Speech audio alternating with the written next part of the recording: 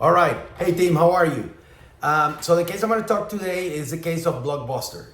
Blockbuster is a really good example of a clusterfug that we can say, and bear with me. I'm going to have my notes here to make sure that I get some important dates.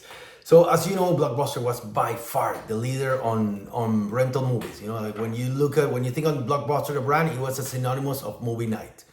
Then around 1997, Netflix was launched with a similar model, but it had some difference that it didn't have the brick and mortar locations. What they did was pretty much that they had an online mailing system, and they started innovating with no late fees. That was a big part of the revenue model of Blockbuster.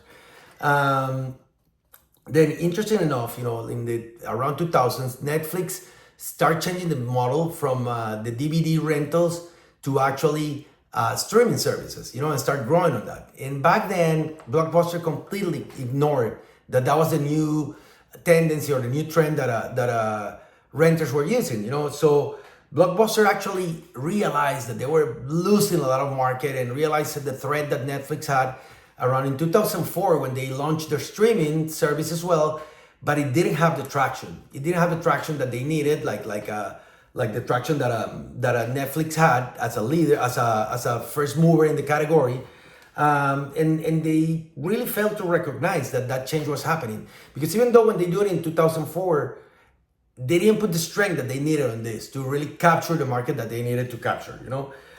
They were so stubborn that actually in 2007 they changed CEO when they were like already declining a lot, and even that new CEO, instead reinforcing the part of going strong with stronger with the streaming service, he actually went down to a strategy of double, the locations of brick and mortar, growing more on a dying format that was already killed in the industry. So as a recap of this, as a learning, I think that companies need to really adapt quick to the changes of the industry, of what is happening. The other thing is you should never underestimate potential competitors that can kill your business. Like in this case, Netflix was offered at a given point for $50 million to Blockbuster, and they rejected the offer. Big mistake, back then.